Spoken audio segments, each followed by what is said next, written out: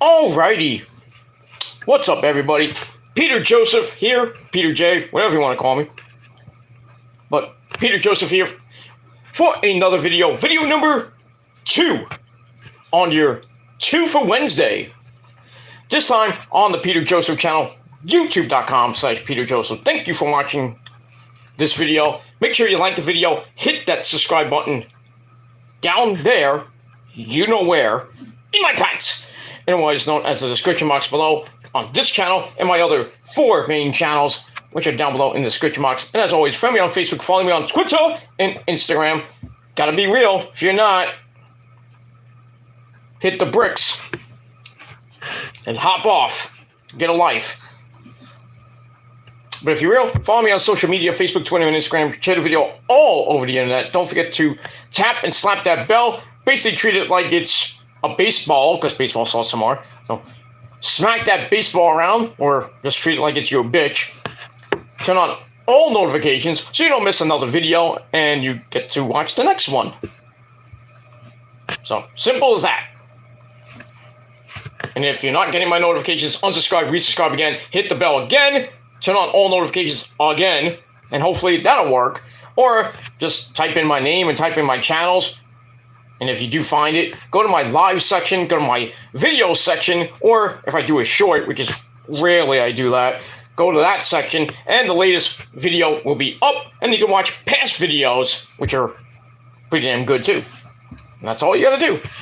So if you're not getting my notifications, then just search my name and my channels, and video should be right there. Can't miss it. And that's all I gotta say about that. Simple. All right, it's overnight now. It's getting not too late. It's after 1 o'clock here, 1:08 a.m. on this Wednesday night, March the 29th, 2023. Or if you're now watching on the replay, it is now March the 30th, 2023. As we're closing out the month of March and getting ready for that sort of good month of April, and then we're 1 week away from Easter already. Easter, Jesus Christ. Easter, and now you know what's coming after that, Memorial Day weekend. And then the summer is going to be here before you know it. That's pretty much it. So, getting ready for that. Baseball starts tomorrow, or actually 12 hours from now. The Yankees will start playing at that construction site in the Bronx against the San Francisco Giants. Got Garrett Cole on the mound. We'll see what the Yankees do tomorrow. And the rest of the season. It's the first game, so if they lose, the Yankee fans are going to be up in arms. The same thing for the Mets tomorrow. Mets play the Marlins tomorrow at 4:10 p.m. on SNY. So if you got the app, you can watch it on your phone. Or if you have cable, actual cable, or the MLB network, you can watch that. But yeah, so baseball's back. I'm happy with that. Hopefully the Mets win tomorrow. But we'll see. We'll see what happens with all that. All right, on your late Wednesday night on video number 2, it is time for your late night AEW Dynamite review for March the 29th, 2023 from the Kite Arena in St. Louis, Missouri. All right. We got a comment that just came in. Thank you for the comment. I'll get to that in just a second. Don't worry, I won't leave you guys out. But, let me finish my monologue. God damn it. I love you all. But I digress. But anyway. All right, so we're from the Kite Arena in St. Louis, Missouri, and our commentary team of the man, as always, the man behind the mask, Excalibur, the very evil, the very legendary, and guy should be in the goddamn Hall of Fame already, Tony Baloney Schiavone, and the man from Red Hook Brother, who's getting ready for the Mets too, because he's a Met fan. And I might, as much as I don't like the guy that much, he's a Met fan, so it gives me, he gets brownie points. And that is Chaz Red Hook Brother. Little brother. Taz brother. Okay. Anyway. Alright, so we got that. Oh, by the way, before I go to my next thing, check out TSL number 60 on the Shadow Slayer channel. Link will be down below in the gobbledygook, where I gave my NXT Stand and Deliver. Gotta do it like the Yes Boys. So I gave my Stand and Deliver predictions. So check it out down below. We got that. And tomorrow, TSL 61 with your WrestleMania predictions for night 1 and 2. That will be live tomorrow night. So get ready for that.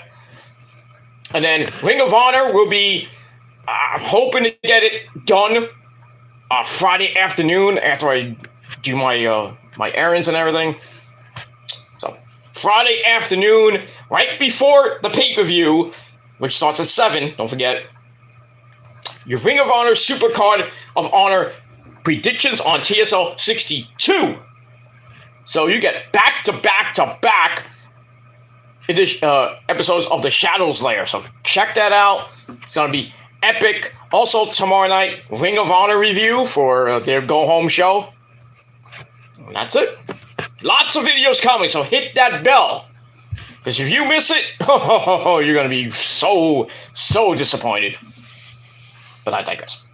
Alright, so we got Excalibur, Tony Schiavone, and Taz on commentary. Alright, let me get to this comment real quick, and then we're going to go right into the review. Alright, Muhammad... I get these names mixed up, I'm sorry. Muhammad... I can't even see. Muhammad Belsin. I hope I'm saying the name right. If I botch it, I botch it. What do you want me to do? It's like pronouncing a Japanese name. Some of them I can, some of them I can't. But I love the Japanese people. Japan! #1! Forever! And ever! Okay. Calm down. Anyway, he says, well, probably he was Muhammad. There's no women that named Muhammad. Unless they're transsexual, I don't know. Anyway, happy Wednesday on a Wednesday night. Well, now it's Thursday morning here in the Northeast. Wherever you may be, it's still Wednesday night. But anyway, welcome. Happy Wednesday on a Wednesday night. Well, Peter Gilmore, but that's not my name anymore.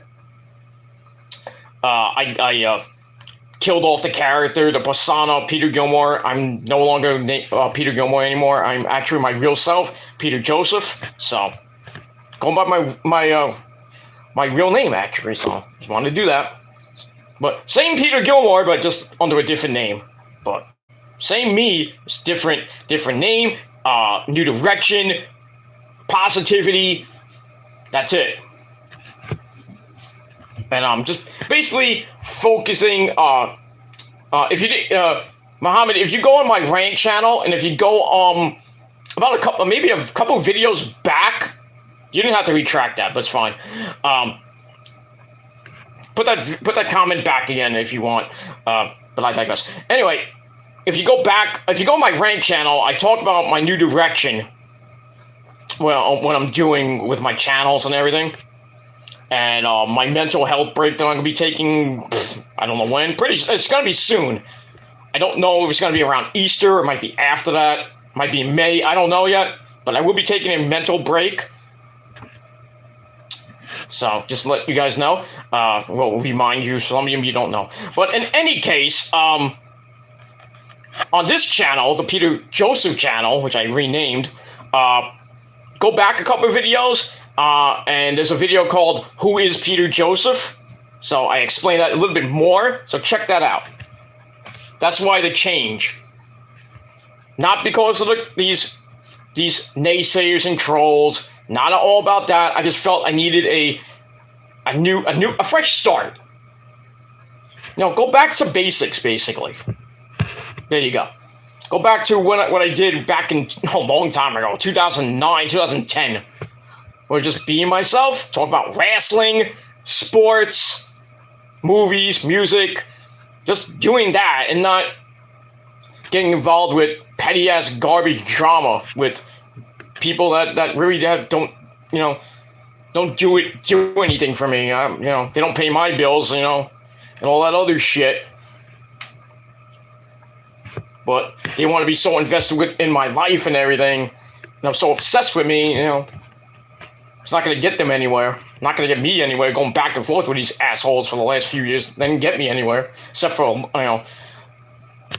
lot of hurt and my, good friends. I lost a lot of good friends, but, but I got a couple of them back. But, on a civil level, we're not friends, but, we still talk here and there. Not all the time, but, the stuff I did back then, wasn't me, and I regret everything that I did to them. And some of the stuff that I've said to even the trolls, I kind of regret some of it. Not all of it, some of it, because some of the stuff I said to them, they kind of deserved, but I'm not going to go there anymore, so I'm just going to think positive and just be myself. And not really get into my personal life too much. But it is what it is. But yeah, fresh start, positivity, and just talking about wrestling and whatever I want to talk about.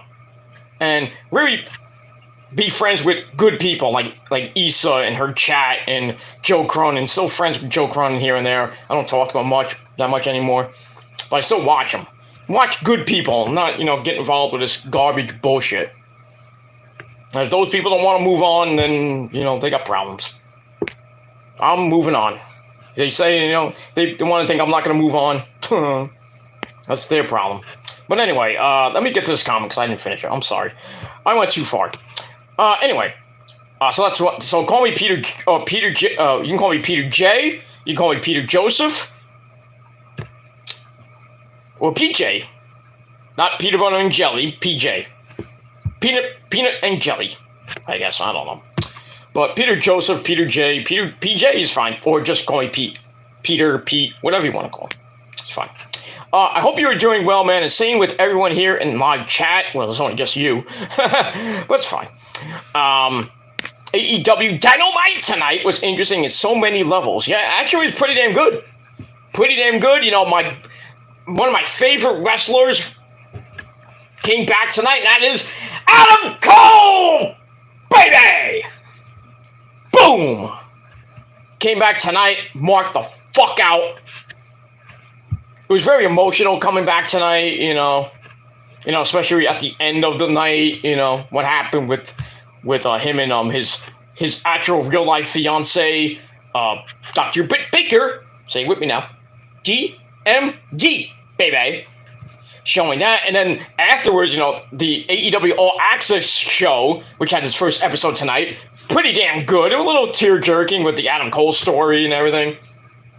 That was pretty interesting. I mean, they did show a guy named CM Punk, not once but twice. This was taped months in advance and everything. They mentioned the Bucks story, not really the whole story, but they mentioned him. They showed him coming back. After, 8 weeks and everything, I'm coming back, So basically backstage stuff and behind-the-scenes stuff. But it was very good. Very good. Very good show. They had the whole Sammy Guevara, the Spanish God. And, his bitch, Ty Conti, backstage and everything. But mostly the whole episode was about Adam Cole and a little bit about the Bucks. That's it. But we're going to get a lot of interesting stuff on AEW All Access. Lots of stuff that happened months ago. I don't want to do it now, but just kind of getting a little insight to what's going on in Tony Khan's head and all that other good shit. Don't you wish WWE kind of did something like that? Don't give me that shit, Total Bellas, Total Divas, or Ride Along and all that shit. That wasn't really much. I mean, Ride Along was okay. I enjoyed Ride Along, but it was just like, they're just telling stories. Like, Big E and, the New Day talking about ridiculous, boring shit. I'm like, I don't care!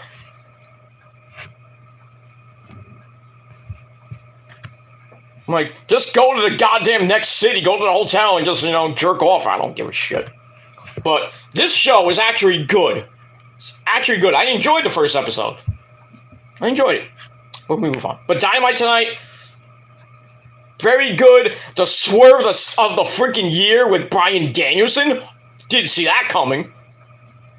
Now, he did say he wanted to go home, but the home he went to, we didn't think that he was going back there. But I'll get into that in a little bit. Let me go to my chat. There we go. Anyway, but yeah, it was pretty damn good. I'm not, well, okay, I'm going to paraphrase what it said. Stay up. I'm not taking it so personally, and no worries, you are good. Thank you. Thank you very much. Thank you very much. Elvis, thank you very much. Okay. Enjoy watching AEW. What is going on with wrestlers taking jabs at each other, including CM Punk, Jericho, Moxley, and the Elite?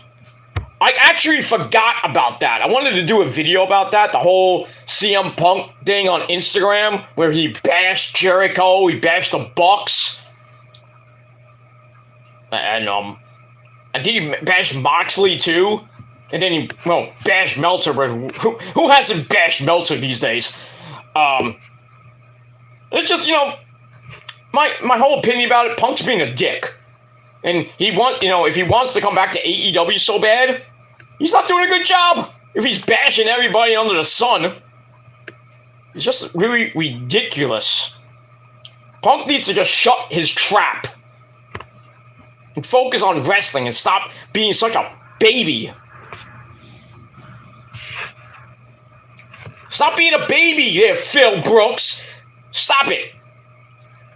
You want to come back so bad? Then come back, apologize to the Bucks, apologize to the entire AEW locker room, and then maybe, even though some people don't want him back, like Jericho per se, Moxley, doesn't really want him back. I think Eddie Kingston doesn't want him back. There's a lot of people that don't want him back in that locker room. I don't blame them. But, I don't even think an apology would even help. It might, it might work, it might not. But that's just up to Punk what he wants to do. If he wants to mend fences with the Bucks and Kenny and Tony Khan and, God forbid, everybody else, that's up to him. If he doesn't want to do it, fuck him. And that's that. As far as Moxley's comments, basically saying that, about Punk, and him saying that he didn't have a contract back at All Out, and he didn't want a job to freaking to Punk when Punk won the belt before the scrum, and then he hurt himself, and then he had to give up the belt, and then Moxley got it back, which was kind of ridiculous. He wins the belt, loses the Punk, gets it right back during that stupid tournament, and then he loses to I forgot who he lost to. No, I know Punk won it, and then I think he gave it up because of the injury, and then they had the tournament, which Moxley won, of course, and then Moxley lost to. Damn it, who did he lose to? Fuck. Because I know MJF got it, but I forgot who he. Wait, MJF beat I forget. Damn it. It escapes me now. Crap.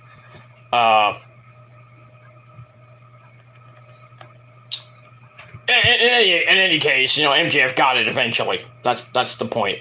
But yeah,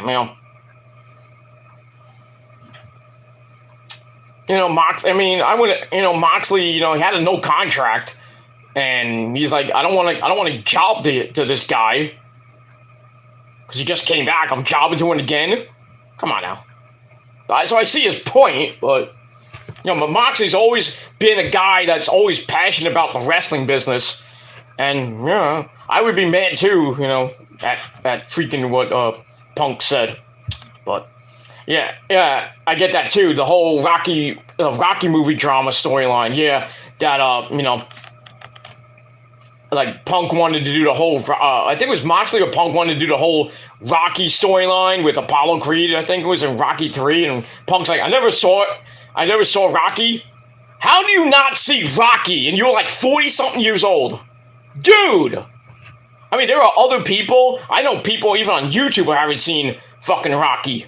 And they're like, there might be 20 20-something years old, but if you're like 30 or even my age, I'm 46, if you haven't seen Rocky, what the fuck is wrong with you? That is a classic. Especially if you want to see a good Rocky movie, Rocky 4. Well, the first 2 Rockies were good. Rocky 3 was alright, nothing great, but Rocky 4, holy shit, that was good. It was a good movie, better soundtrack. Soundtrack is amazing. Amazing soundtrack. With No Easy Way Out, one of my favorite songs by Robert Tepper. Guess who plays the guitar on that, by the way? No, I'm just kidding, I don't play the guitar. I can play it on my guitar. Great riff, by the way. One of the greatest guitar riffs of the 80s next to, that song by that great band, The Outfield. I just want to use your love tonight. Great riff. Great song and a great riff. The 80s were a great fucking decade. I mean, come on. You hate the 80s, fuck you. But yeah, I mean, telling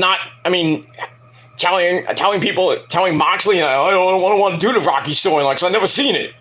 I would have slapped Punk right in the face. I'm like, bitch, what, really? It's like, that's like telling, like you coming up to me and you say you never saw Back to the Future. Or The Breakfast Club. I'm like, I would slap you in the face. I'm like, what year were you born? 1994. I'm like, and how old are you now? 28, 29, 30 years old, and you can't, your parents, didn't introduce you to Rocky or Back to the Future or any 80s movie that was epic? There is something wrong with you. But in any case, we got that. The Rock father was in the movie. Yes, he was. I knew he was. I think which one actually. I forget. I know Hogan. We all know Hogan was in number 3. Thunder Lips, brother, from another mother.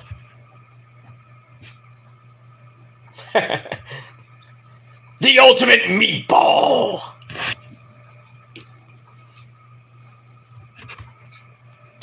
That movie was funny as fuck. Let's just dance around a bit. You want that? You like that? I thought this was an exhibition. There's no hard feelings.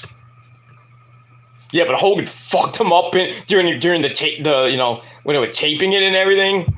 Hogan fucked up Sylvester Stallone. Fucked him up. Holy shit. Brother. But I guess. But yeah, Rocky Johnson was in the movie. I forgot which one. I have to watch it again. Maybe I think it was 1 or 2. I don't think it was 3. I could be wrong. I know it's an 80s movie, so he's in probably the first 4 at least. But I digress. Yeah, that's it. All right. Thank you, Muhammad, for the comments, and that's pretty much it. All right, we'll move on. Captain was wide open, like Rebby Sky's legs. So if you want to leave a, want to leave a comment, go ahead. You don't have to, but it's nice. But thank you anyway. All right, let's get to Dynamite tonight from the KFIS Arena in St. Louis, Missouri. And like I said, Excalibur, Tony Maloney, and Taz on commentary. All right, so we are on our way to Double or Nothing, which is about like a month and change away. A little over, almost 2 months away as of this video. So, we're getting there. Kind of setting up for next week's Dynamite from the Nassau Mausoleum in that shithole in Long Island, where the Icelanders play. Fuck you, Icelander fans. Fuck you. You know why? Because guess who's getting red hot? The New York Rangers! Every March, the Rangers get red hot. I love it. And guess, in 2 weeks to the playoffs.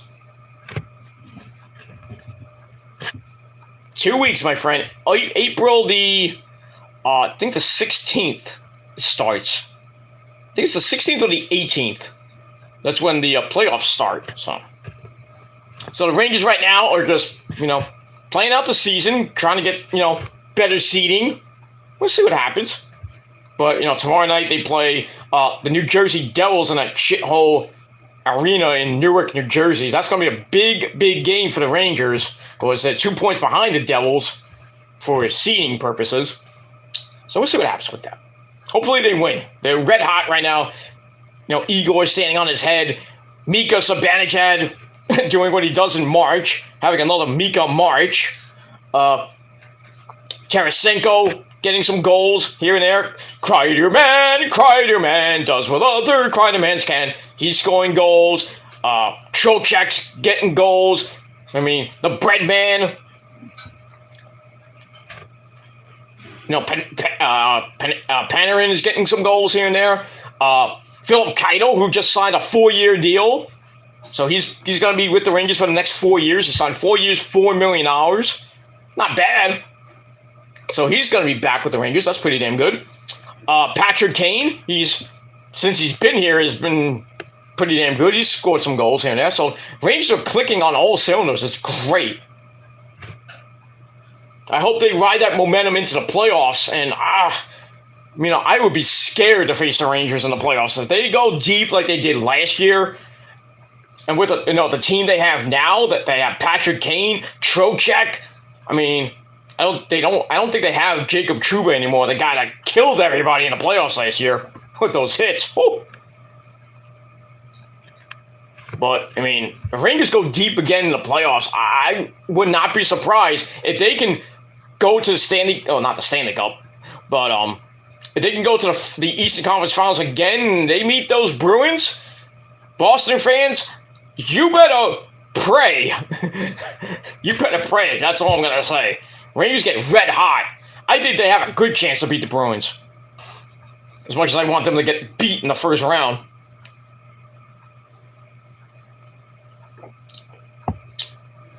But we'll see. We'll see in a couple weeks what happens with the playoffs. Playoffs? Yeah, playoffs. And Rampage is going to be it's going to be delayed. It's going to be preempted a lot, especially the entire playoffs, except for the Stanley Cup, of course.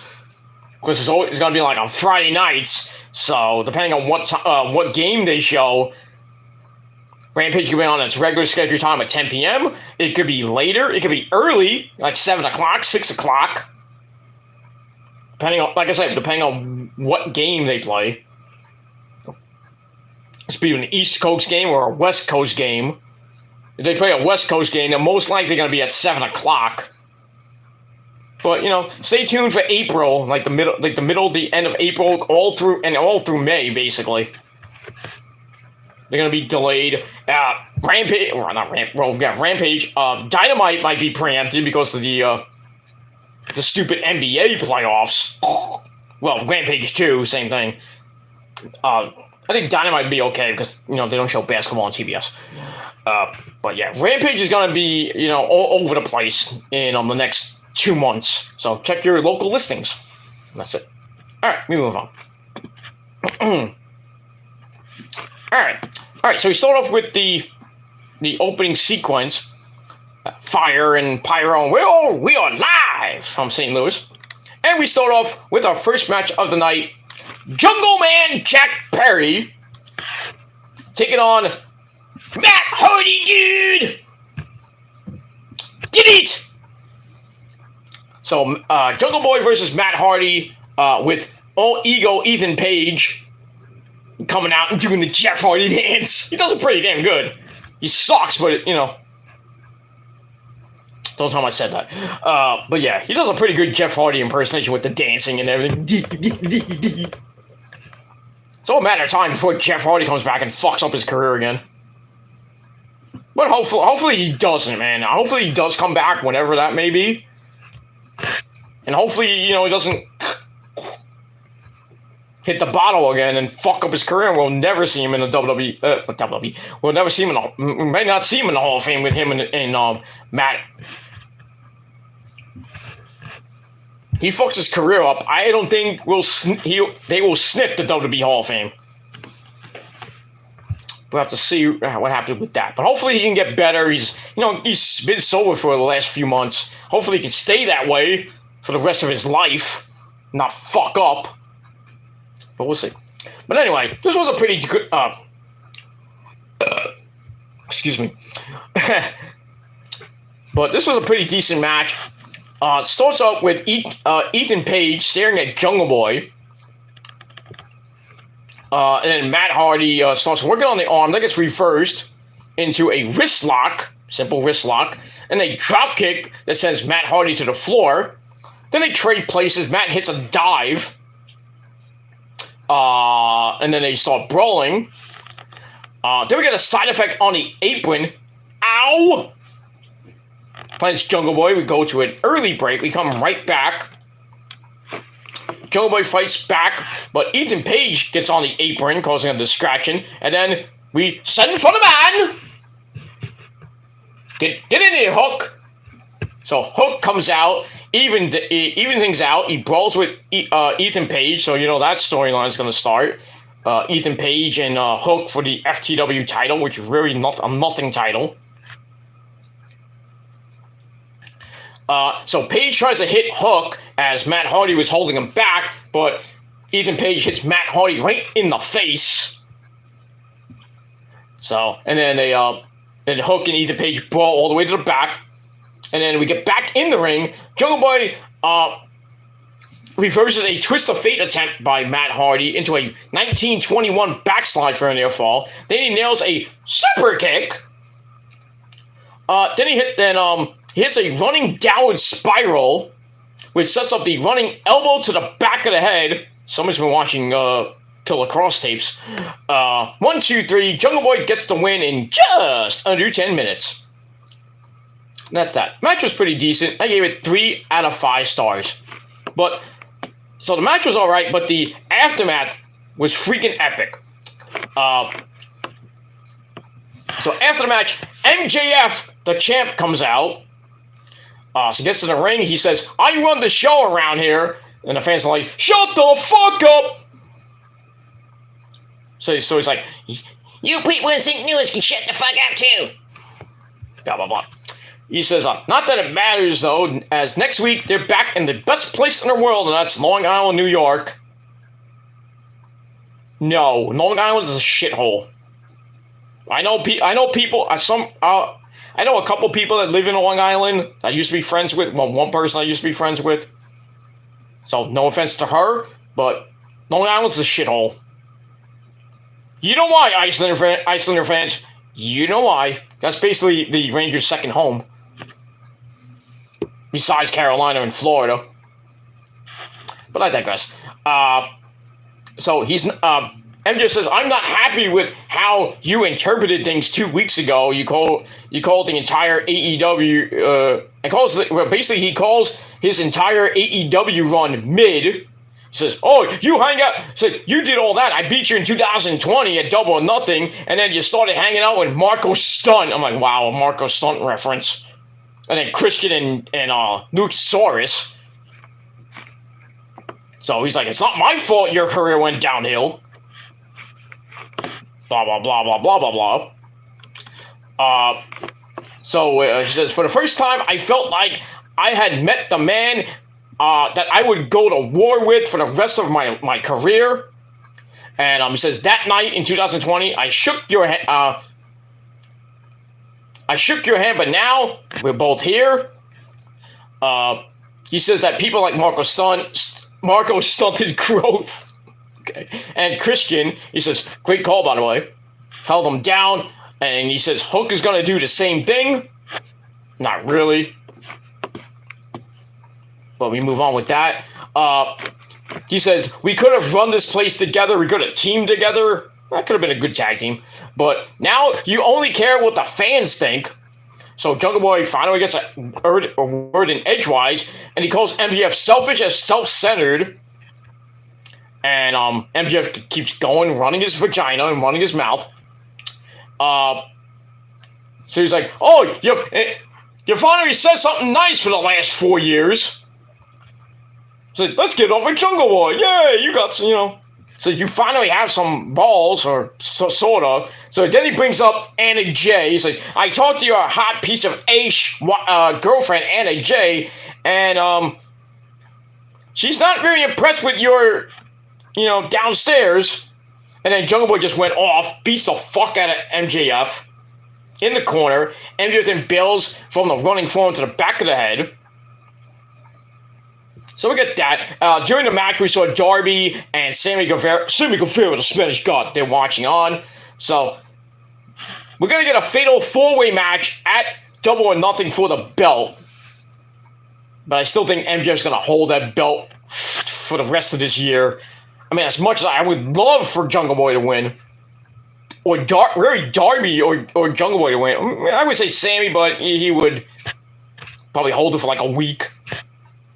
But in any case, building blocks to that fatal four-way match. So we'll see what happens on Rampage this week and Dynamite next week. That's that. But we're getting there. All right, so I gave the Aftermath, that promo, 4 out of 5 stars. It was pretty damn epic. All right, after that, we go backstage with Alex Marvez, who Excalibur called the resident stooge. Anyway, and he goes inside the locker room of Kenny by God Omega, who's getting taped up for his match with Jeff Cobb for the IWGP United States title. Don Callis is there, and Don tells Kenny not to worry about Hangman Page.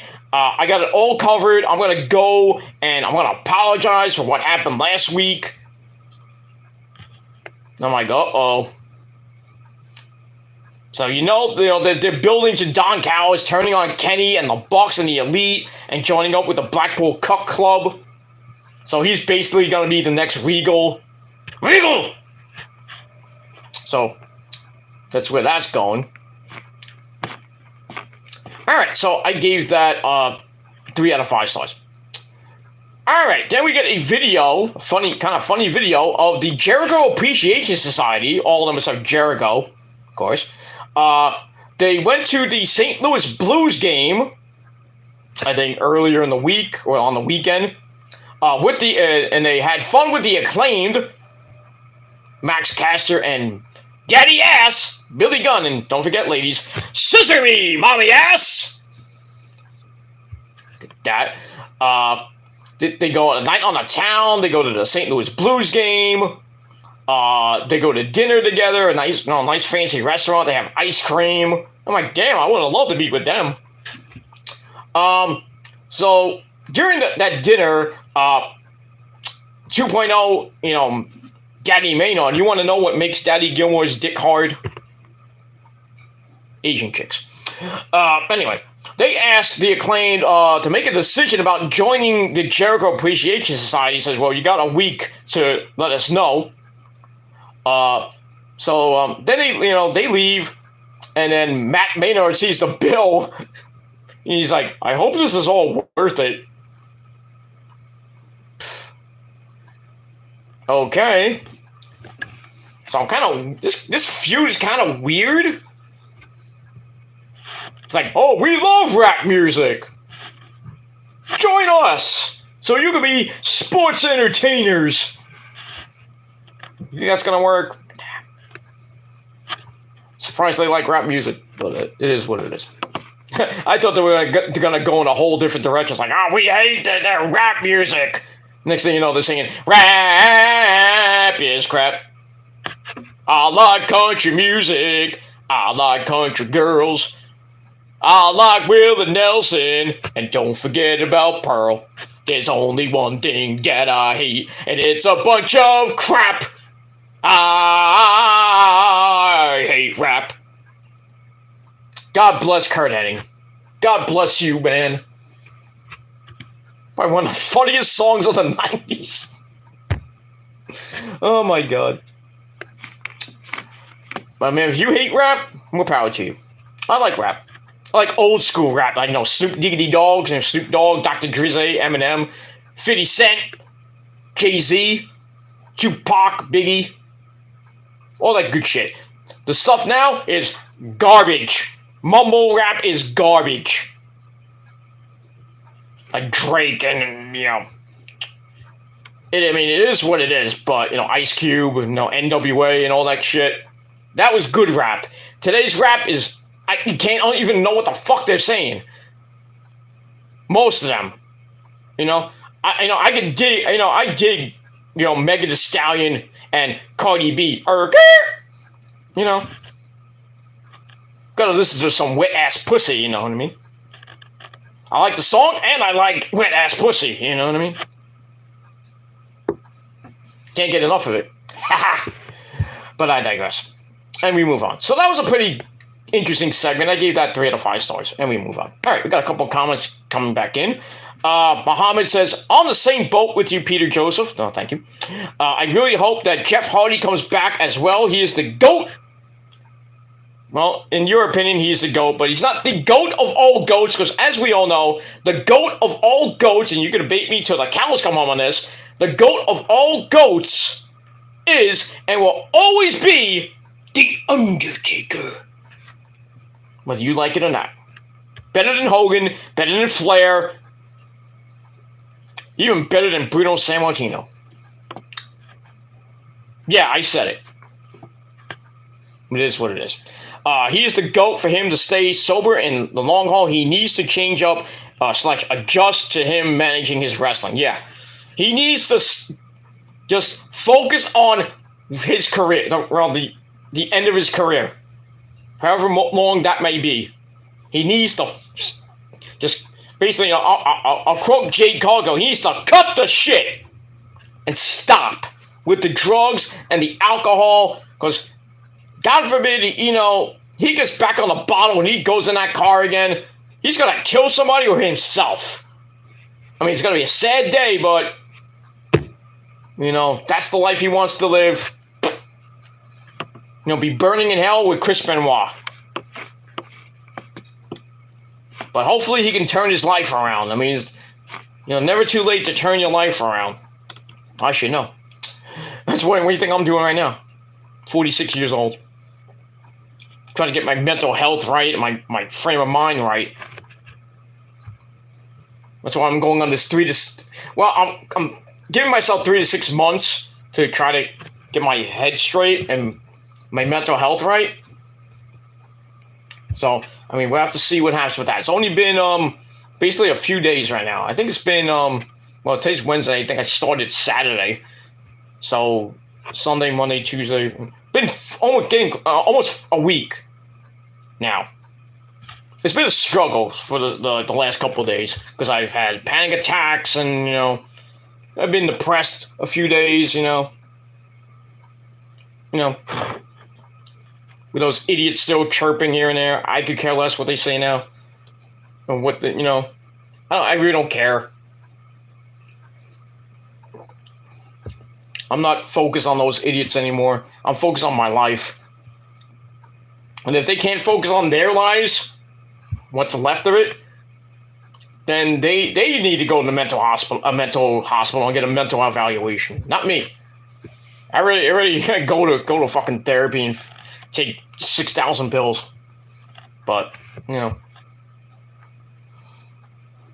don't need to focus on YouTube. YouTube's not something I need to spend my time on. So that's why I'm embarking on this journey to get my mental health right and basically focus on things that I want to do. And that's, talk about wrestling and not talk about petty drama going back and forth with douchebags that need a mental evaluation and a life. And actually get laid. But it is what it is. That's that. But, yeah. Hopefully Jeff Hardy can turn his life around. But we'll see what happens with that. Let me move on. All right. My good buddy from the UK. The actual... Top of the morning to you, love. Will Rally Sport Rally. He's here. He says, hi, I like rap, Ice Cube, 90s. Yeah. I love the 90s rap, like I said, with Ice Cube, NWA, Dr. Drizzy, Dr. Dre, Snoop Dogg, Eminem, Jay-Z, people like that. Wu-Tang. Wu-Tang has a new album out, by the way. I don't think it's not a new album, a new song out. I heard it. It was like, oh my god. Woo! Wu-Tang in the house. And as we all know, Wu-Tang Clan ain't nothing to fuck with. Ghostface Killer! Norman Bates. We always have to pay respects to ODB, the old dirty bastard. Oh, baby, I like it raw. I love Wu-Tang. Wu-Tang, when they came out, they were amazing. They still are. Method Man, M-E-T-H-O-D, man. Good stuff. That was good rap. Jay-Z, who else? Probably missing a lot of people. Ja Rule when it was good. Eminem, 50 Cent. All those good rappers back in the day. Now, rap is crap. Some rap, except for Megan Thee Stallion and Cardi B. That's basically it. I can't stand all those other rappers like Drake and, what's his name? These other rappers that I don't care about. Where's Muhammad? Alright, Muhammad retracted his statement. Okay. Or Tammy Sunny Sick, for that matter. As far as Sunny goes, her career is gone. She's gone. She's done. If she can get out of jail, I think she's still in jail, or I don't know what's going on with her. But yeah, I think it might be too late for Sunny. But you never say never. But if she can just get away from drugs and alcohol as well, we're really mostly drugs, which basically fucked her career up, and porn. If she can turn it around, we'll see. But right now she's in jail, probably getting back shots from women. I don't know what's going on. But yeah, her career just went downhill. Downhill. Got involved with drugs, alcohol, that really bad porn, and then paying people to see her finger herself, which is, if she did that during her, WWF days, where even though there was no Skype back in the day. But if she was hot like she was now, she's not really that hot now. But she was doing that now, on OnlyFans and stuff. I would freaking subscribe to it. But yeah, she fucked her life up. She really, really, really got with the wrong crowd. Drugs, alcohol. I really think the reason why she fucked her life up is because when Chris Candido died. After that, her life just went DUIs, drugs, alcohol, bad porn, made bad decisions. What are you gonna do, man? But yeah, now she's in the slammer, and I doubt she'll ever get out. I really doubt it. So, she had a great career and then fucked it all up. And hopefully, Jeff Hardy does not do the same thing. But we'll move on with that. All right, thank you for the comments. Anyway, we'll move on. All right, so where we ended off with Jericho and the Jericho Appreciation Society and the Acclaimed, Billy Gunn, going out to dinner, going out to the St. Louis Blues game. And basically, 2.0 asking the Acclaimed, hey, you want to join us? We'll have to see next week what happens with that. So I gave that segment, like I said, 3 out of 5 stars. All right, back to the action we go with basically not even shit break match of the night. The quickie match of the night. We had Dalton Castle, the Peacock, and the boys, the Tate twins. They take on the Blackpool Cuck Club of Claudio Castagnoli, Wheeler, Utah, and John Moxley. This match was 49 seconds of wasted time. You know, Wheeler Yuta is the type of guy that lasts 49 seconds in bed. Don't ask me how I know that. Go ask his girlfriend. If he has a girlfriend. His girlfriends are kind of pissed off. Like, Wheeler Yuta's the type of guy that lasts 49 seconds in bed. Oh, that's sad. Oh, shit. I mean, really, Wheeler Yuta? You can't go like, you're not like a marathon man? I mean, come on now. You can't go at least 5, 10 minutes, maybe 30 minutes with a girl? Come on now. That's why you suck. I mean, come on now, man. Really? 49 seconds, dude?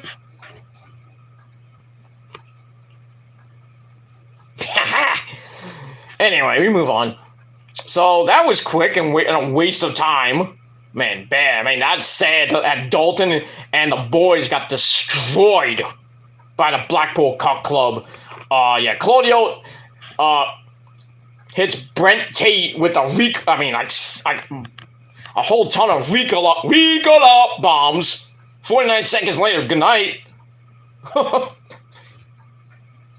And this was just a beatdown and really showing why the Blackpool Cup Club are now heels and the most dominant force in AEW right now. They're just beating the fuck out of everybody. They beat down the Bucks last week. They're going nuts with Hangman Adam Page. And really, it's leading to a lot of people saying on Twitter that's leading to a blood and guts match between the Elite and the Blackpool Cup Club. I can see that. I think we're gonna get two blood and guts match. One for the men, one for the women. So that's gonna be the Elite versus the Blackpool Cup Club on the men's side. On the women's side is gonna be the Outcasts versus the AEW homegrown or whatever they're gonna, the originals or whatever they're gonna call it. You know, Ruby. It's gonna be Ruby Soho, Tony Storm, and Paige, and probably maybe one or two other people. Whoever that could be, who knows? Taking on Willow Nightingale, Sky Blue, Rio, and Jamie Hayter. I would put Dr. Britt Baker in that match, but then you gotta add a fifth person to the Outcast, and who could that be? Mandy, Ty Mello, I don't know. But if they do 4-on-4, which I think they might do a 4-on-4 match, then the fourth member could be Mandy, could be Ty Mello, could be I'm thinking it's gonna be Athena. I mean, because she's an outcast from WWE. So is Ty Conti, but I would put Athena in that match instead of Ty Conti, but that's just me. But we'll get there. So that's the reason why the Blackpool Cup Club are just going after the Elite right now. So the Elite, the Hung Bucks are gonna come back, and then Kenny and the Bucks and Hangman are gonna come back, and that's gonna be some interesting shit on BTE. I still have to watch BTE from Monday. I haven't finished it. I'll watch it probably maybe tomorrow. Anyway, so Blackpool Cup Club won in 49 seconds, and I gave the match 2 out of 5 stars. I could have just gave this a dud because it was 49 seconds of wasted time. But dominant showing for the Blackpool Cup Club, and we move on. All right, after that, we got to look back at Kenny by God Omega at last week's match with El Hijo del Vikingo, which means the son of the Viking. For those of you who don't know Spanish. See, I know Spanish. I've been with you-know-who for 15 years as of next Thursday. God damn it, 15 years. Oh. I love it, though. And that's pretty much it. But, so, I didn't know one lick of... I know it's some Spanish, but, But, she's taught me a lot of Spanish. But, I still can't, if I talk to her, her anybody that knows Spanish... it's like, Taco Bell, lucha libre todo el mundo, televisión excelente, Chincleta, I know some Spanish words. I know not a lot. But I'm getting there. I'm starting to learn. Pretty soon I'll be talking in tongues.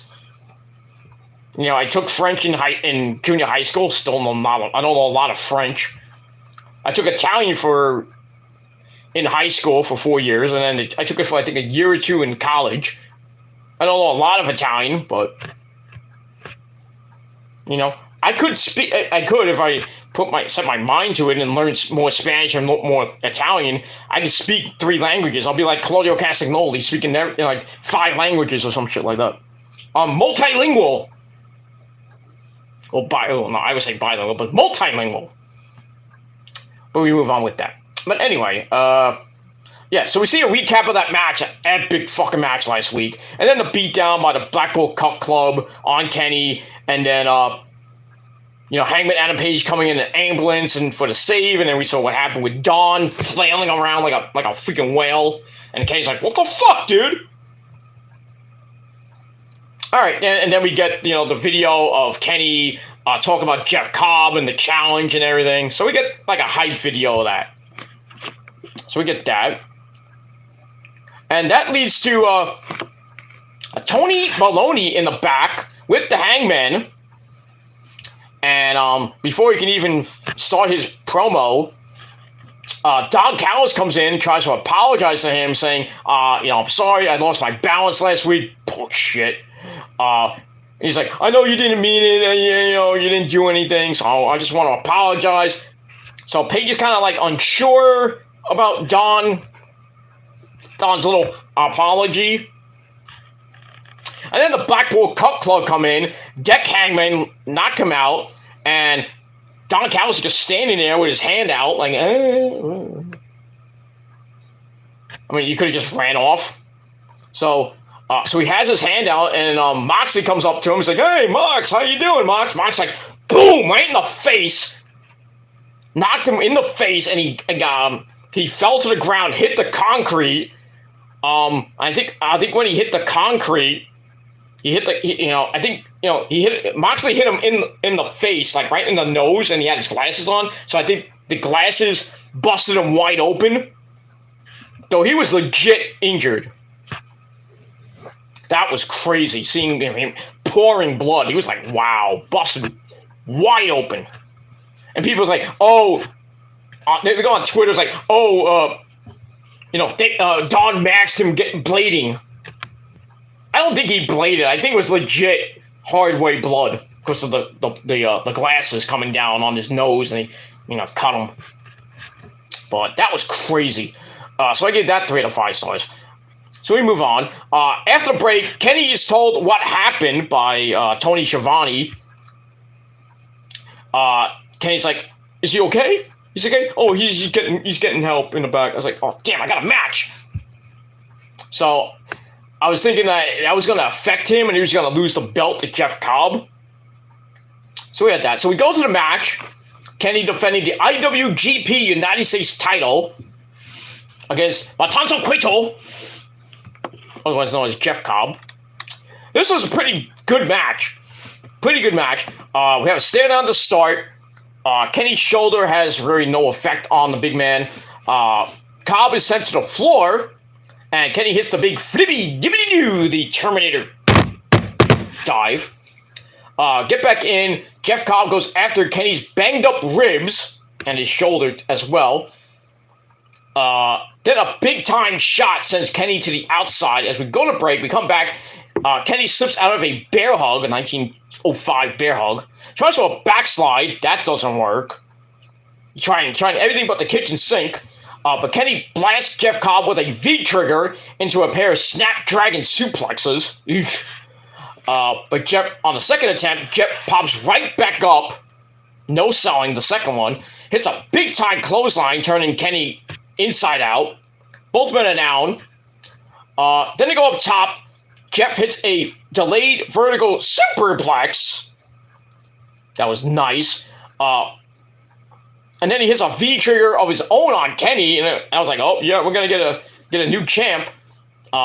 He goes for a tour of the islands, and Kenny is able to counter it into the ripcord V-trigger. Then he hits the normal version of the V-trigger. And And then he mustered up so much strength. He picked up Jeff Cobb. And Jeff Cobb was like 300 pounds, I believe, somewhere around there. He picked him up. The fans rose to their feet. They're like, holy shit! He hits one winged angel. 1, 2, 3. Kenny, by God, Omega retains the title in just under 10 minutes. Match was great. Gave it 3.5 out of 3.5 out of 5 stars. But great gutsy win by Kenny. And we'll see what happens with that. I mean, move on. But the aftermath was even crazier. The Blackpool Cup Club come out. They get on the apron. They surround Kenny, kind of Shield style. And then Bryan Danielson. Yes! He comes out. And we haven't seen Bryan since really, that Iron Man match at Revolution. So he comes out, after he's saying, like, I'm going home. He went home to bang Brie. Stayed home for a couple weeks, and now he's back. So he chases chases them off and says, no! Then he offers to help Kenny up. Kenny accepts it. Then he goes after Wheeler Utah. Sadly, he didn't hit him. But then with his back turn, Danielson's ready with that Busaiku knee, and he does a heinous act and turns heel, hits Kenny with the running Busaiku kick, then he locks him in the bell lock, cutting off his airways. In there, and he grabs his nose at the same time. It's like, ooh. And with the rest of the club beating him down, stomping away. And then security and Brandon Cutler comes out and tries to save him. What? Brandon, you fucked in the head. Well, don't answer that. Brandon Cutler trying to save Kenny. I know he's his boy and everything, but I mean, dude, you want to get hurt and we won't get BTE next week? Come on now, stop it. And he gets beaten down.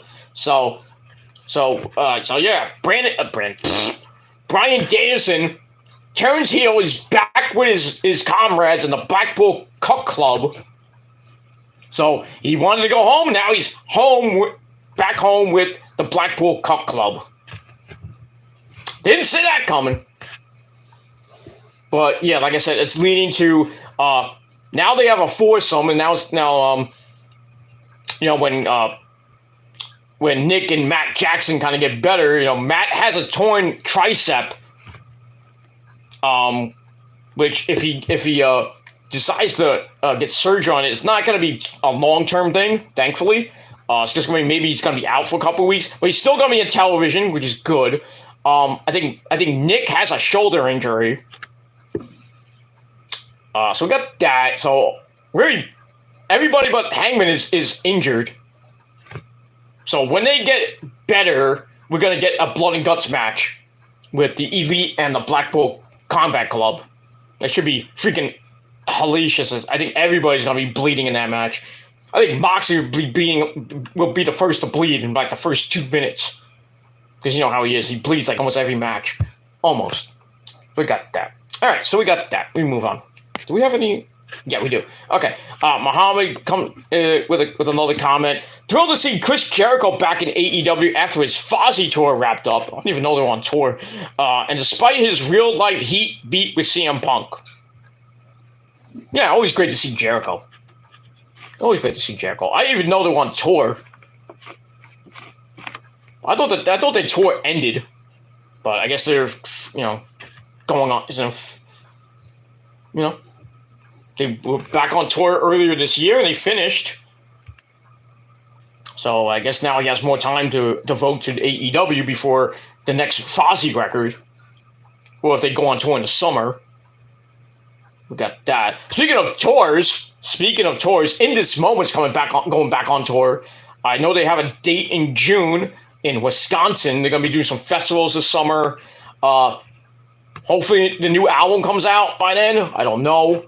I knew they have, like I said, they have a new song that's on the John Wick 4 soundtrack called I Would Die For You. Oh, so good. So fucking good. The mighty In This Moment. Great song. Check it out. It's on YouTube. You can if you've seen John Wick, it's at the end of the movie during the end credits and the end scene. Oops, did I spoil that? Sorry. So that's pretty damn good. That's epic for In This Moment. So we're gonna In This Moment's gonna be on tour. Disturbed's gonna be on tour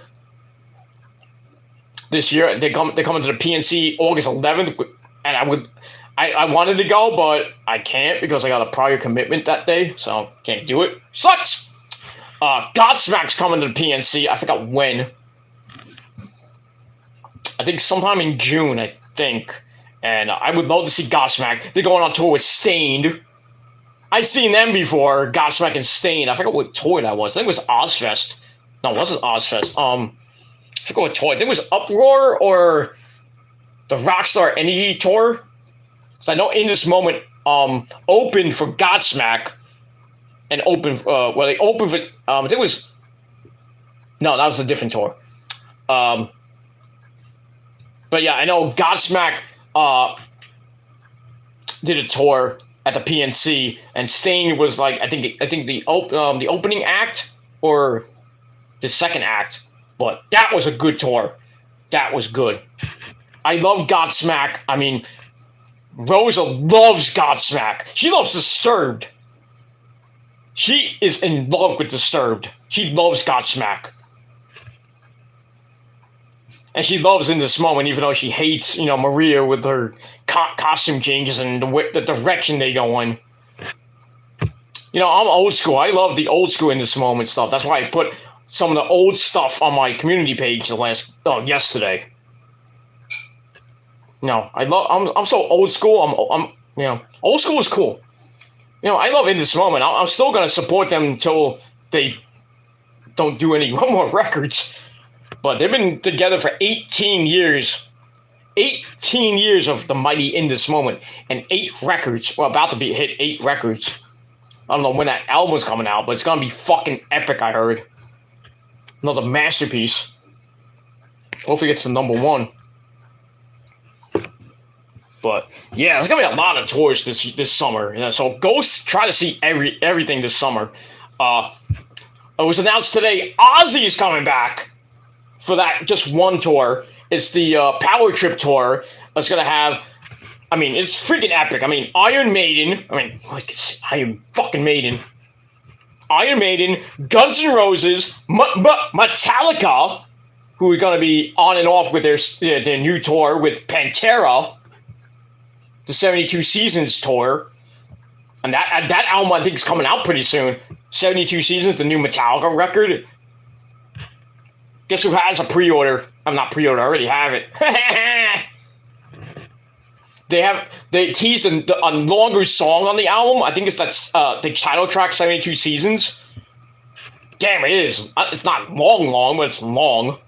Oh, it's good. I love the new album. It is great. The first 3 singles are great.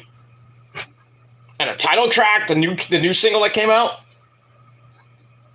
God damn, this album is pretty damn good. At least it's better than Lulu. Oh! God damn, Lulu. Oh, God. Ugh. If anybody has Lulu, I would break that album in half. Because that sucked.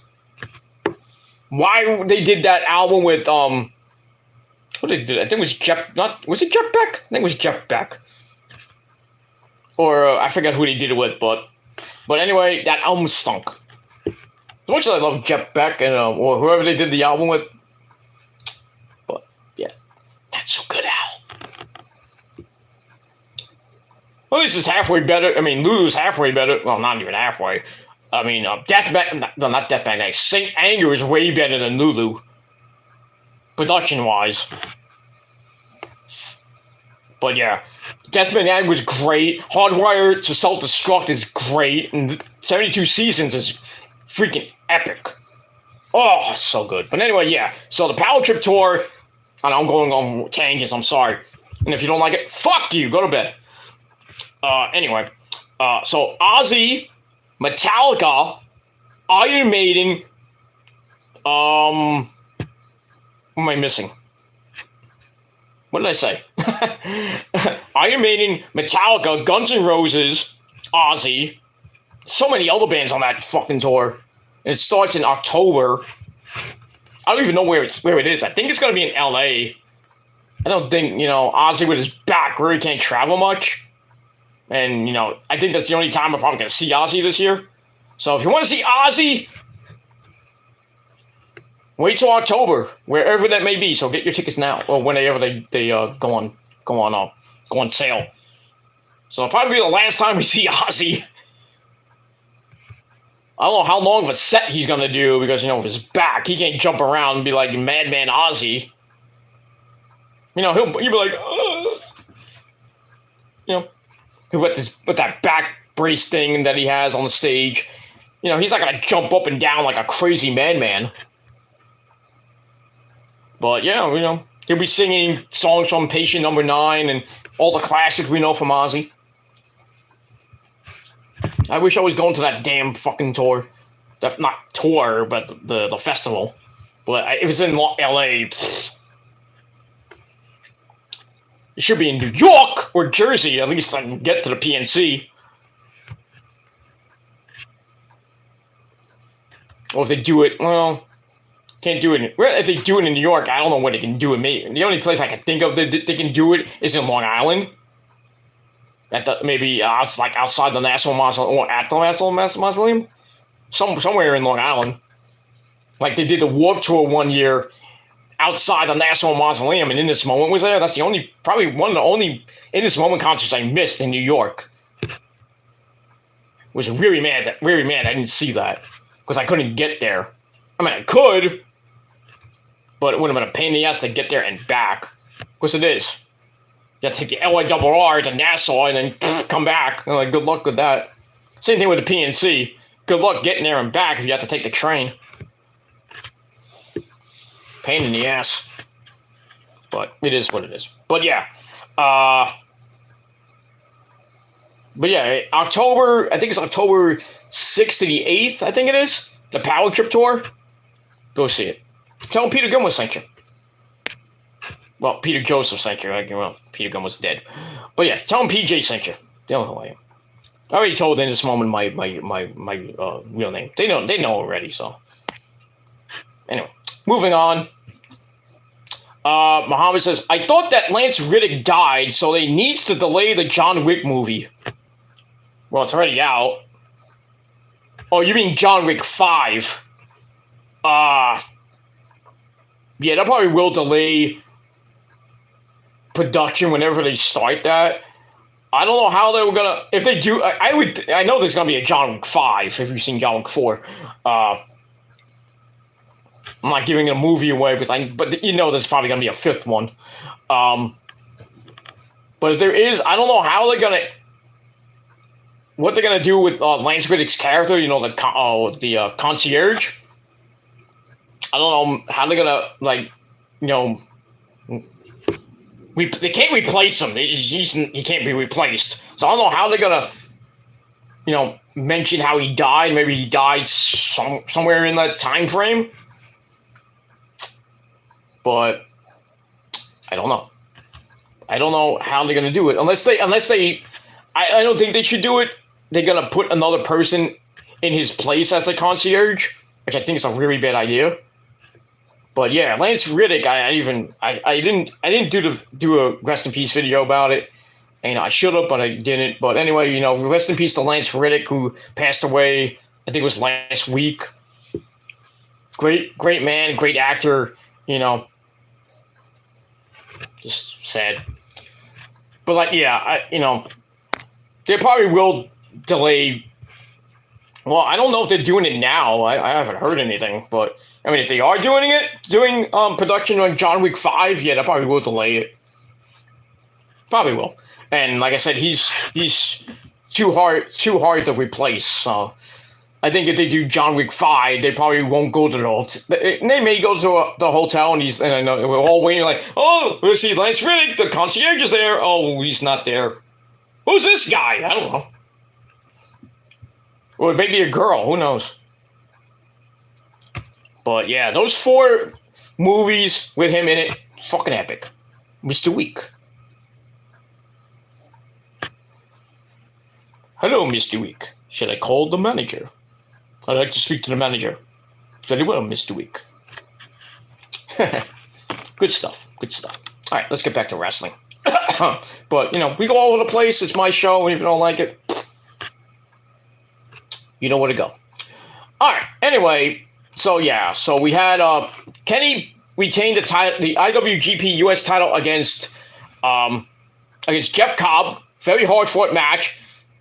3.5 out of 5 stars, and then the beatdown and the shocking swerve of the year by Bryan Danielson returning to the Blackpool Cup Club. I didn't see that coming, but good on them. That's that. All right, move on. We move on to a video on the Ass Boys, the Gun Club, and FTR, their title match next Wednesday night on the program in Long Island, New York. And if FTR loses, they are gone from AEW forever. People saying that FTR is gonna stay with AEW. I think that's the right decision because WWE. I mean, Hunter will mold them and, you know, make them like FTR that we knew and loved back then before Vince fucked them over. So they could go back to, you know, WWE and be big stars, you know, have epic matches like the New Day or, you know, the Usos, maybe Kevin and Sammy, who knows? Maybe the Yes Boys, I don't know. But yeah, they could, you know, they could go back. I mean, their contract's already about to be up. I think it ends at March 31st or April 1st. So I have to see what they do on next Wednesday. So we got the video, and then we got a promo from the Ass Boys. They're ready for FTR, and no, they're just as good as them as they could ever been.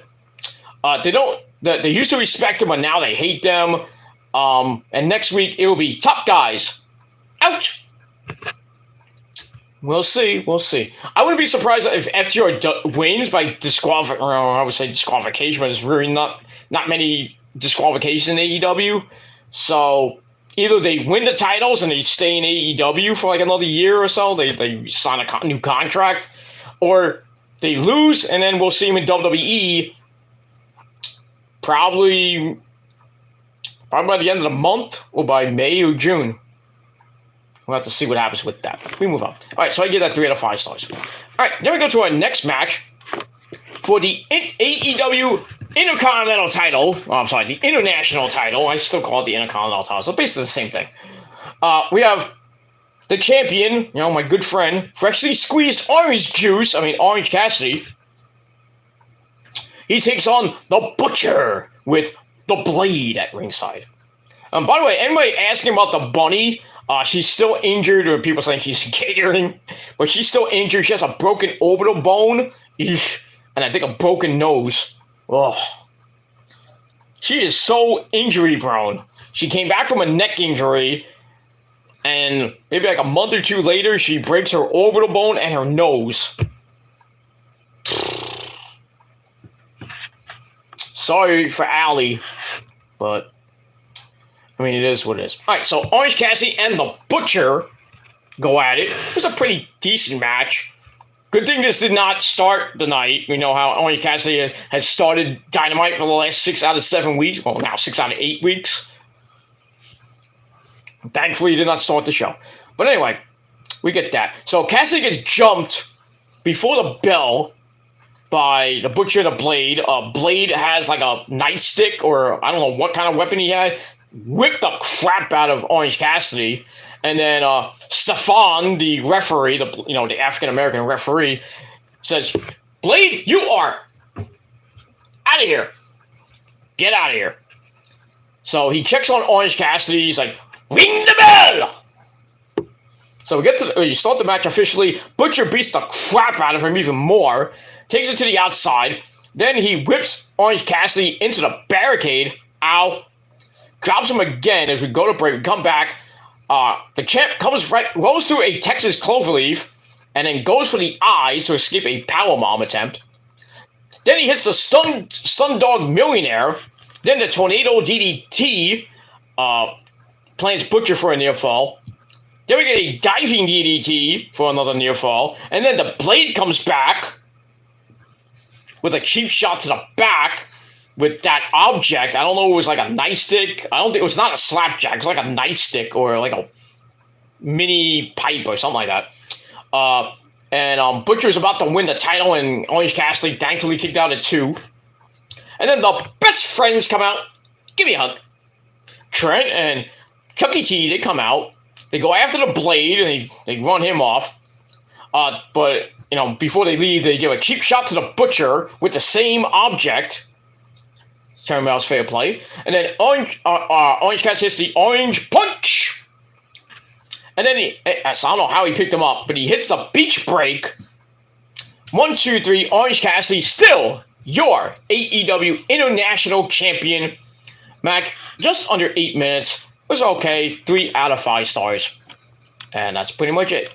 I don't know who's going to beat Orange Cassidy for the belt. It should be a guy named Miro.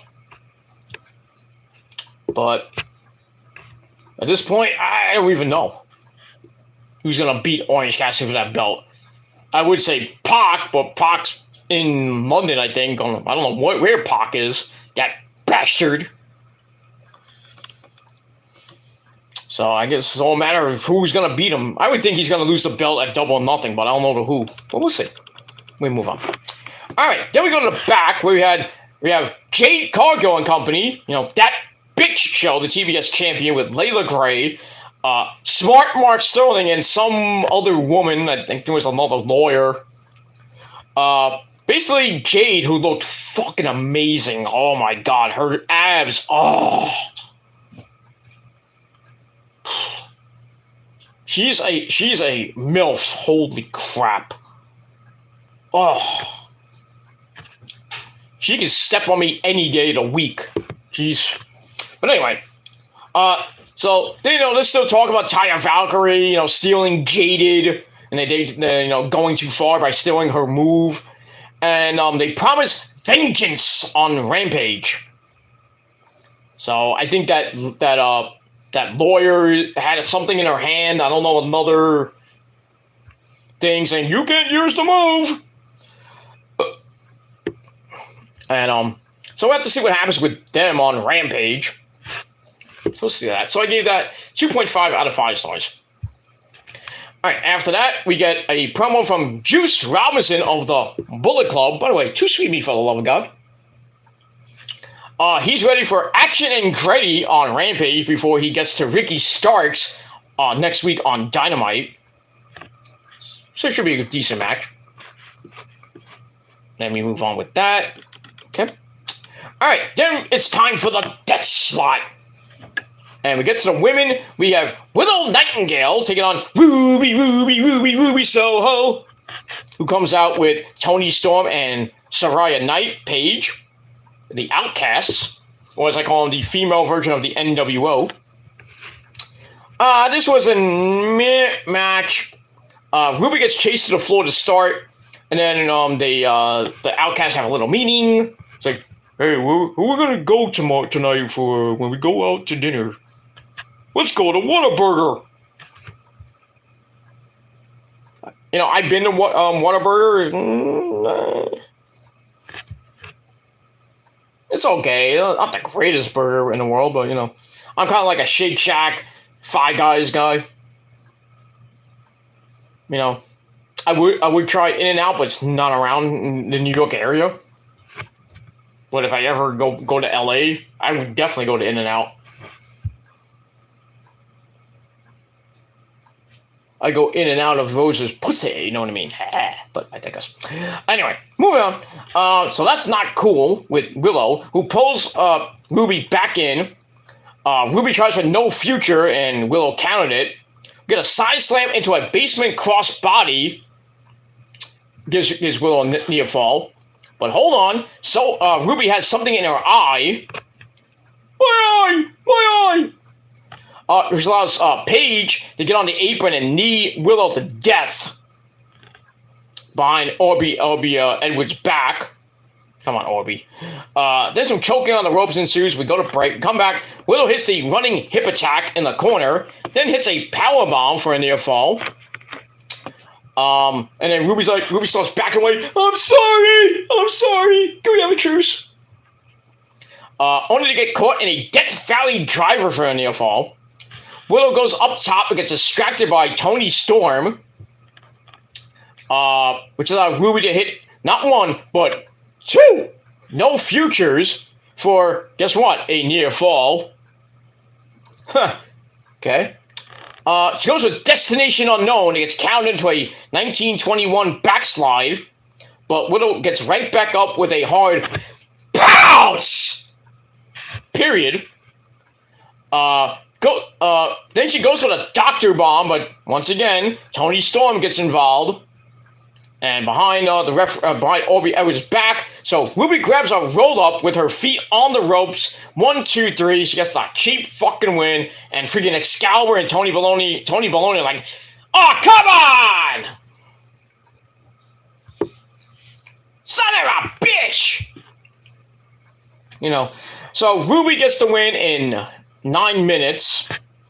Match gave 2.5 out of 5 stars. After the match, they beat down Willow. They're about to Pillmanize her ankle. But then Sky Blue or Corey Jade and Rio comes out. Her name is Rio and she dances on my lap. And then when she's done, she goes and takes a nap. So Rio and Sky Blue run in. And then they try to save, they come in for the save, but then the Outcasts beat the crap out of them. And then Jamie Hayter, the AEW Women's Champion, comes in for the actual save. And then her and Rio, who are going to be facing off next week for the AEW Women's Championship, they have a little stare down, and Rio's like, we have sushi! No, he didn't say that. So yeah, Rio versus Jamie Hayter for the AEW Women's title next week. Really could have. I mean, I love Rio and everything, and that's that's Nick's waifu, but I gave her back. But I digress on that. I really think Jamie should face somebody else. I mean, no disrespect to Rio, but I really still think that Jamie Hayter's going to lose that belt to a heel, to Dr. Baker Baybayy, DMD Baybayy, when she turns on her. Because I think Britt Baker really needs to go back to being a heel. But then again, she could lose it probably to, I think she may lose it to Paige. But we'll see. We'll see what happens with that. Alright, so we got that. And that's leading to a Blood and Guts match, most likely, as well, with Willow, Jamie Hayter, Rio, and Sky Blue. I don't know why you put Sky Blue in a cage. Go figure that one out. Against Ruby, Tony, Paige. I really don't think she'll be in that match either. And a mystery opponent that we'll probably won't know for a couple weeks. So we'll see what happens with that when we get there. So we'll find out next week. Let me move on. All right. One comment from, okay. Muhammad says, take care, Peter Joseph. I gotta go. It was nice stopping by, and good night. See you next time. Well, thank you very much for coming on. Keep the faith. Thank you for the support. I will probably be live tomorrow night. I don't know if I'll be live. I probably will be live with my WrestleMania predictions tomorrow night on TSL 61. So stay tuned. Hit that bell. Remember to hit that bell. So when I do that video tomorrow night, you get that. And then, well, I'll probably do the Ring of Honor review first. That won't be live on my Killer Demons channel. I'll just breeze through that. Then after that, I will go live for my WrestleMania predictions, because that's a big card and I want to get everything in. So tomorrow night we will go live on the Shadows Lair episode 61. So check that out. We move on. All right, but thank you for coming in. All right. So after that we get to Powerhouse Hobbs who's ready to hurt more people. So no QT Marshall, not, and QTV. So basically made that promo a lot better. Missing Danny L. That hot piece of ace, Danny L. Woo! Not seeing her kind of sucked. It is what it is. All right, so I gave that 2.5 out of 5 stars, and that's pretty much it. All right, then we get the rundown for the matches on Dynamite. We got Action Andretti and Juice Robinson. I think Sammy Guevara, the Spanish God, is in action, I believe. I think that's it.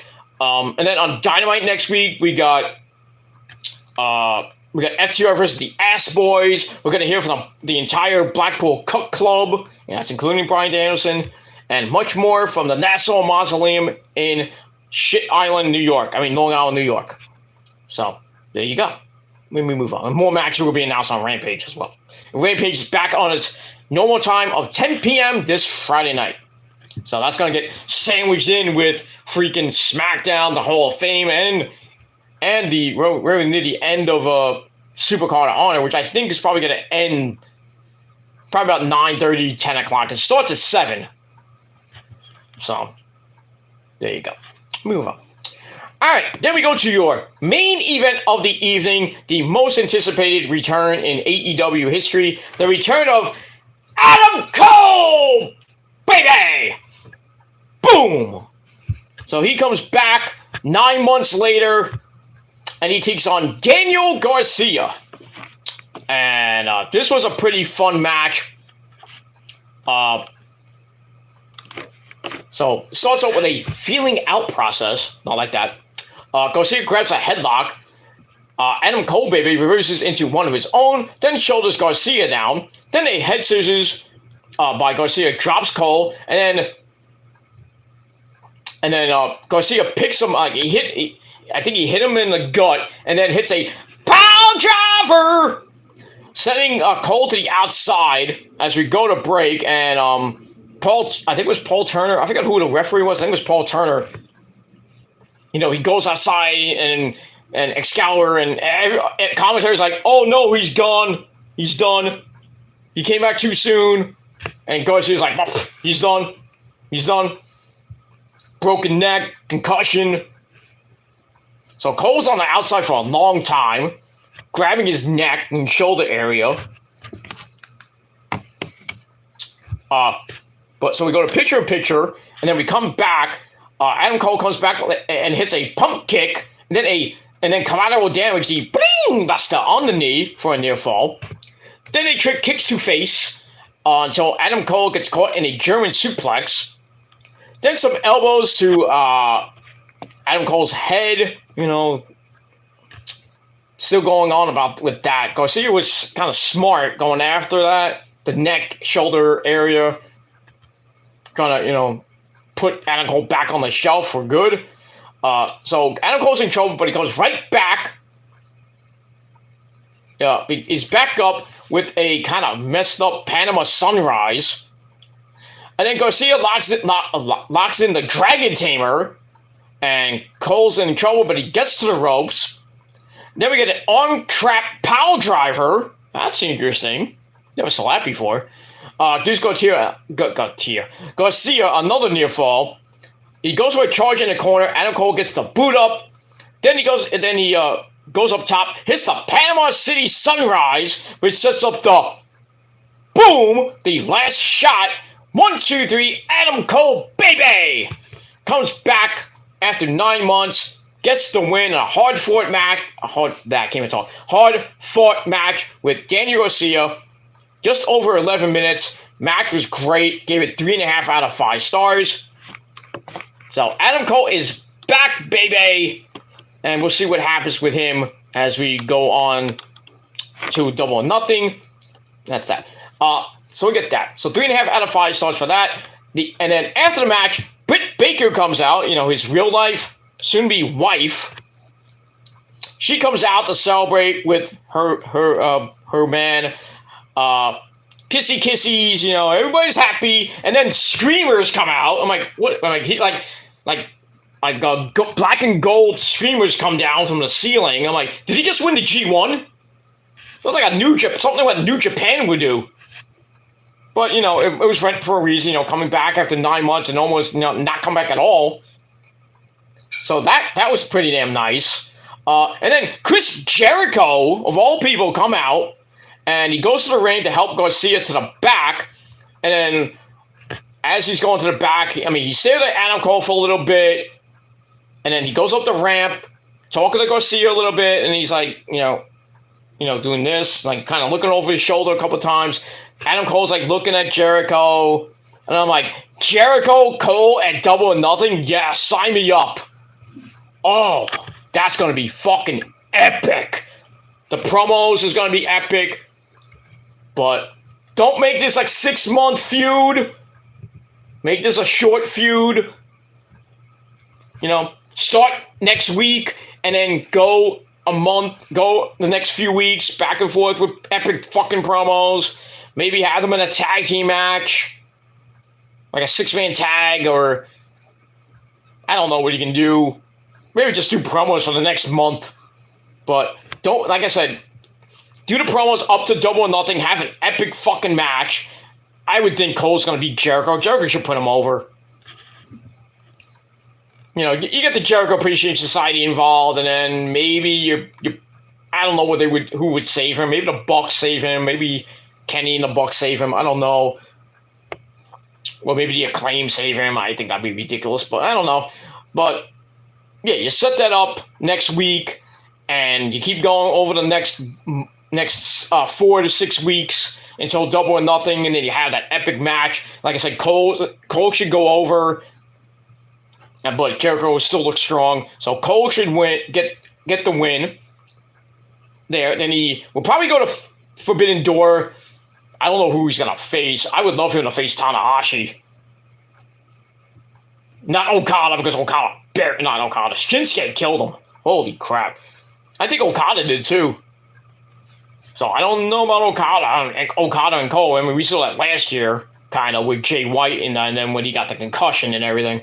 So, if he had to face anybody at Forbidden Door, I would probably, maybe could put Sonata in there. I think that would be a good match. Shibata, maybe? Maybe Shibata. Shibata will probably kill the guy. Ugh. Yeah, I'd probably put maybe Shibata, I doubt Okada, because we saw that last year, so I don't think we're going to run that back. So probably either Shibata or Tanahashi. I would love Cole and Tanahashi. I would love to see that. But we have to see what happens with that situation. As far as the world title, I would love to see MJF get his ass handed to him by Okada. Well, basically anybody in New Japan. Hopefully we get Jade versus Mercedes Moné. Probably get that. Maybe have another women's match. Maybe like Paige against Kyrie. I would love to see that. I don't know. We haven't seen it really, but they, she was their, Oscar and the Sky Pirates manager at the time before they turned on her. But then she left. But I'd like to see that. Maybe Paige gets some revenge on what happened a couple years ago with Kyrie and Oscar. But I would love to see Paige. Maybe Paige and Mercedes Moné can do it. They could fight, but I'd rather see Jade versus Mercedes Moné. Could do that. And then Paige versus Kyrie. See that. Well, if Orange Cassidy still has the belt, he could face somebody. Well, he already faced Shibata that in an epic match. I don't know who he would face at Forbidden Door if he still holds the belt by then, which I doubt. Got that. Tag titles. Probably be the Ass Boys against whoever's holding the New Japan belts now. I don't even know. I don't even know who owns those belts now. I have to look, but I've been kind of slacking on New Japan Wrestling.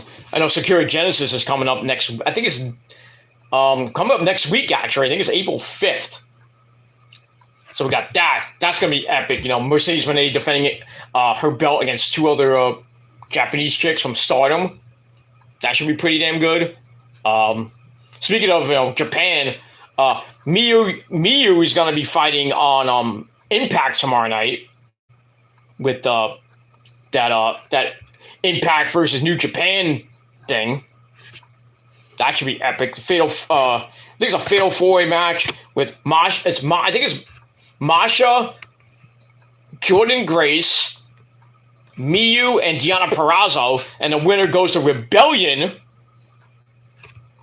to go after it could be it could be they could crown a new champion at the in April for, I think it's April, I forget what date it is. I forget what it is. I think it's April 21st, I believe. I think it's April 21st. That's Rebellion. So we're going to crown a new world champion between Steve Macklin and Kushida. So whoever wins that match tomorrow night will go to Rebellion to crown either a new champ, or if Mickie James gets cleared by then, it'll be a triple threat match. So we'll see what happens with that. I would love for Miyu to win that match, but I'm thinking it probably will be either Deonna wins or maybe Masha wins. But I mean, we'll have to see what happens with that. But yeah, Miyu in that match, she's gonna kill somebody. She scares the crap out of me with her death stare. She stares at me, and then goddamn, my dick gets hard. I'm like, oh, I'm scared, but now my dick gets hard. Holy shit! I mean, she's ready for a night, a long night. I'm probably ready for a long night herself. Shit. Even Asuka, holy shit. Gotta love it. But yeah, we got that. So yeah, tomorrow night should be pretty damn interesting with Impact versus New Japan. Should be good. Steve Macklin versus Kushida for the vacant Impact World title, because Josh Alexander tore his tricep, and so he's gonna be out for a while. So we're gonna crown a new champ. We got that.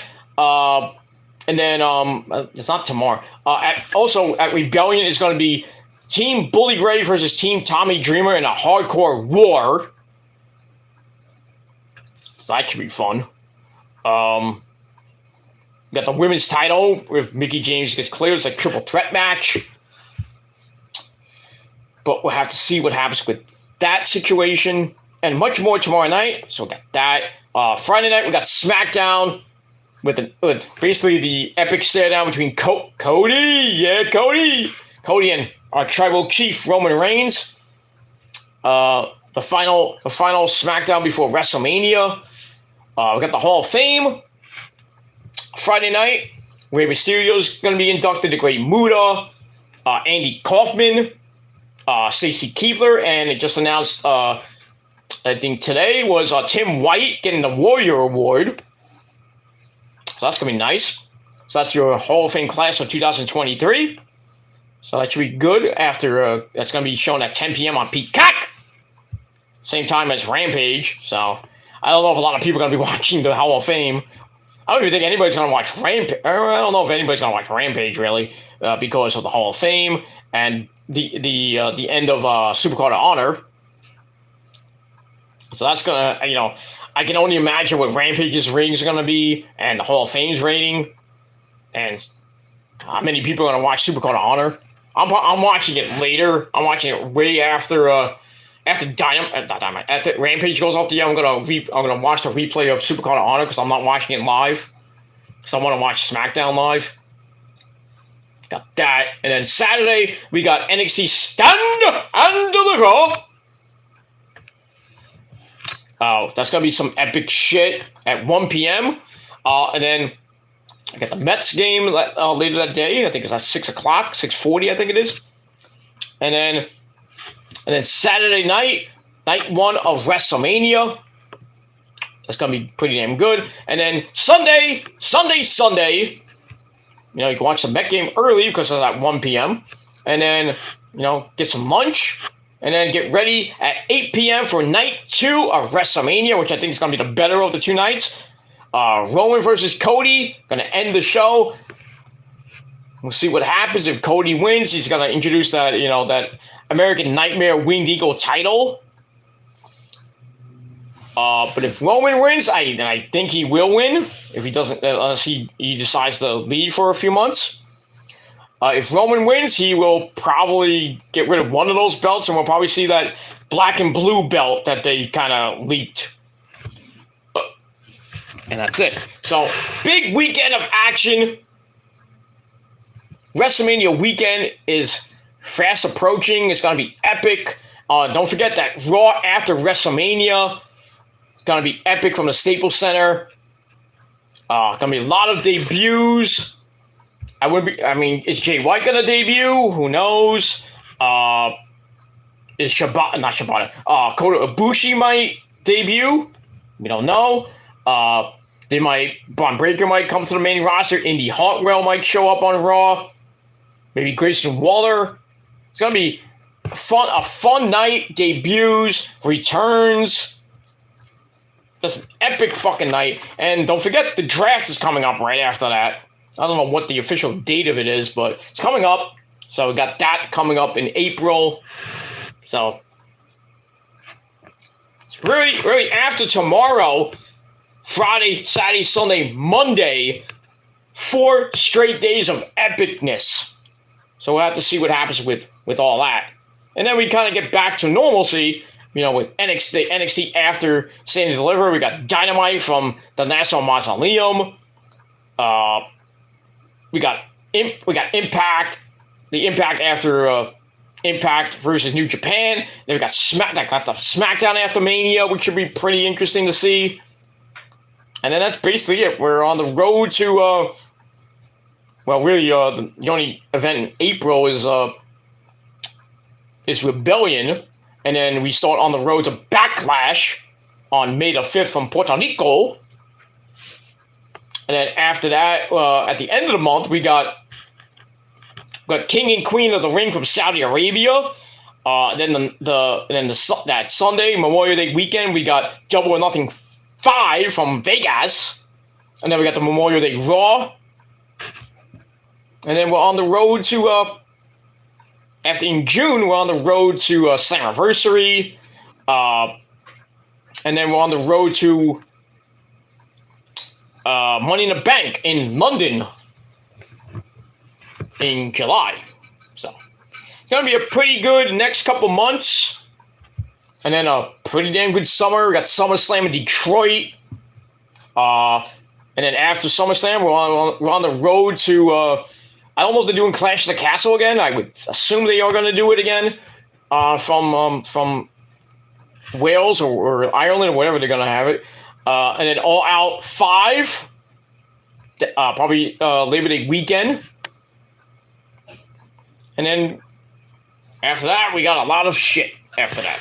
Don't forget NXT Battleground, I think it's going to be in the summertime too.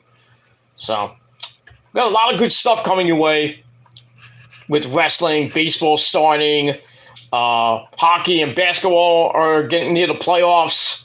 The NCAA tournament ends, I think, this weekend or on Monday. So, got that. Got the NFL draft coming up at the end of April. So, it's going to be a great spring and summer of wrestling and sports action. So enjoy it. And if you can't enjoy it, then, go read a book. We'll do something else.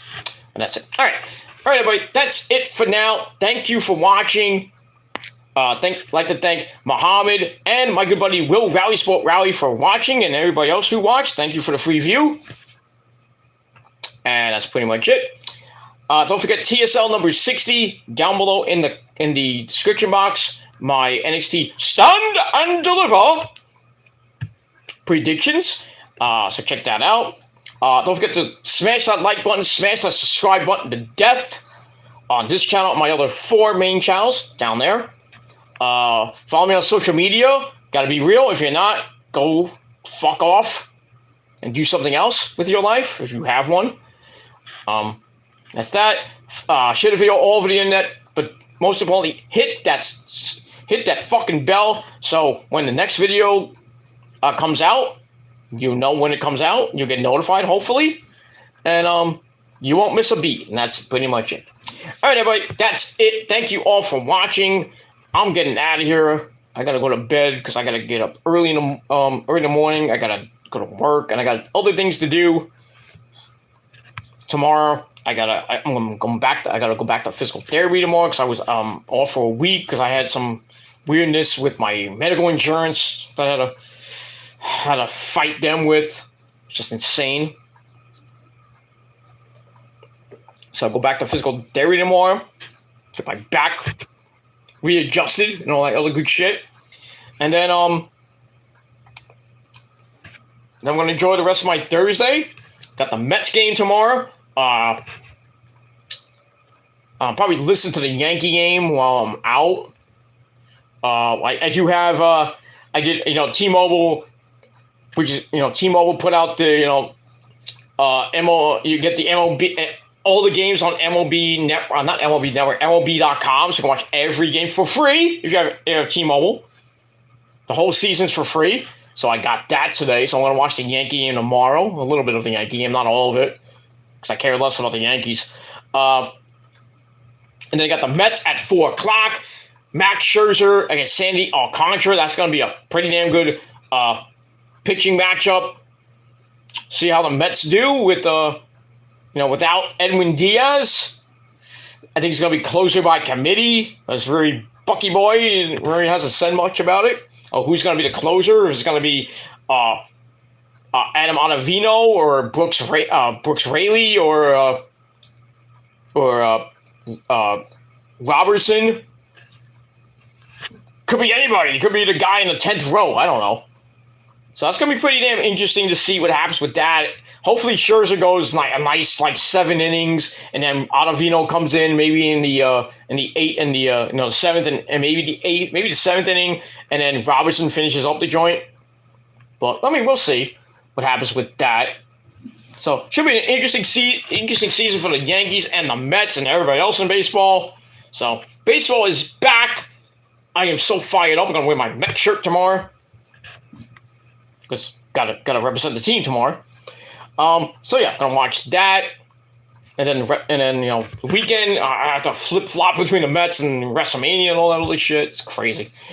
So we got all that. So anyway, thanks once again for watching, and that's pretty much it. So I will see you guys tomorrow night for your Ring of Honor review, and we're gonna go live after that with TSL number 61 with your WrestleMania prediction show. So stay tuned, hit the bell, and we're going to have fun tomorrow night. That's it. So I'm out of here. Thanks for watching. Peter Joseph signing off. Peter Gunn was dead. He's dead. He's in the basement somewhere. Peter Joseph signing off. Peace out. Rock on and rock hard with your cockroach. And if you're not down with that, I'm sorry. It's just a proven fact that if you're not down with that, hey, that rhymes. If you're not down with that, that's too goddamn bad. Because me and a whole lot of other people, we all got 3 motherfucking words for you. Fuck you, man. And that's it. See you tomorrow night, everybody. But until next time, peace. Ha! Adios.